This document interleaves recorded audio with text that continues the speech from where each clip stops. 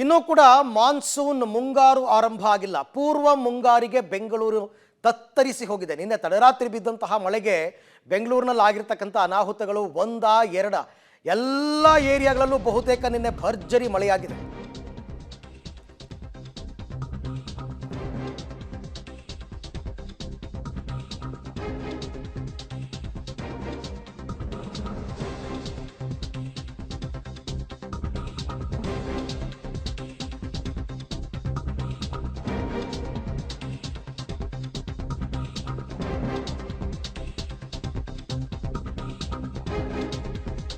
ಪೂರ್ವ ಮಾನ್ಸೂನ್ ಎಫೆಕ್ಟ್ಗೆ ನಲುಗಿದೆ ಬೆಂಗಳೂರು. ರಾತ್ರಿಯ ಗಾಳಿ ಮಳೆಯ ರೌದ್ರಾವತಾರಕ್ಕೆ ಜನ ಸುಸ್ತಾಗ್ಬಿಟ್ಟಿದ್ದಾರೆ. ಗುಡುಗು ಮಿಂಚು ಸಹಿತ ಜೋರು ಮಳೆ ಸುರಿಯಿತು ನಿನ್ನೆ ರಾತ್ರಿ. ಈ ಮಳೆಯ ಅಬ್ಬರಕ್ಕೆ ನಗರದ ಹಲವು ರಸ್ತೆಗಳೆಲ್ಲವೂ ಕೂಡ ಜಲಾವೃತ. ಇದು ಎಕ್ಸ್ಪೆಕ್ಟೆಡ್. ಇದು ಬೆಂಗಳೂರು ಒಂದೊಂದು ಮಳೆಯನ್ನು ತಡ್ಕೊಳ್ಳಲ್ಲ ಅಂತ ಪ್ರತಿ ಬಾರಿನೂ ಹೇಳುತ್ತೆ. ಆದರೂ ಕೂಡ BBMP ಅವರು ಎಚ್ಚೆತ್ತುಕೊಂಡಿಲ್ಲ. ಮೈಸೂರು ರಸ್ತೆಯಲ್ಲಂತೂ 3 ಅಡಿಯಷ್ಟು ನೀರು ನಿಂತಿದೆ. ರಾತ್ರಿ ನೀರಿನ ಹರಿವಿನಲ್ಲಿ 50ಕ್ಕೂ ಹೆಚ್ಚು ವಾಹನಗಳು ಜಲಾವೃತವಾಗಿದ್ದರು. ದೃಶ್ಯದಲ್ಲಿ ತಾವೀಗ ಗಮನಿಸ್ತಾ ಇದ್ದೀರಾ.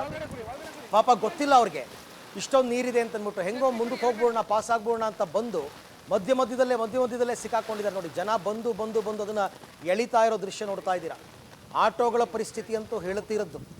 ಬೆಂಗಳೂರಿನಲ್ಲಿ ನಿಮಗೆ 24 ಅವರ್ಸ್ ವೆಹಿಕಲ್ಸ್ ಓಡಾಡುತ್ತೆ ಬಿಡಿ. ತಡರಾತ್ರಿ ಸುರಿದಿರ್ತಕ್ಕಂಥ ಮಳೆಗೆ ಈ ಪರಿಸ್ಥಿತಿ. ವಾಹನ ಸಂಚಾರ ಕಡಿಮೆ ಇತ್ತು.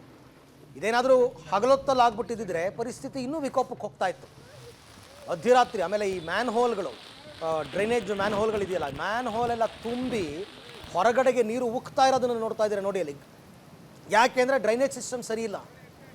ಒಳಗಡೆ ನೀರು ಸರಾಗವಾಗಿ ಹರ್ಕೊಂಡು ಹೋಗೋದಕ್ಕೆ ವ್ಯವಸ್ಥೆ ಇಲ್ಲ. ರಾಜಕಾಲುವೆಗಳನ್ನು ಸುಸ್ಥಿತಿಯಲ್ಲಿ ಇಟ್ಟಿಲ್ಲ. ಇದೆಲ್ಲವೂ ಕೂಡ ಮೈಸೂರು ರೋಡ್ನಲ್ಲಿ ಕಂಡು ಬಂದ ದೃಶ್ಯ ನಿನ್ನೆ ರಾತ್ರಿ.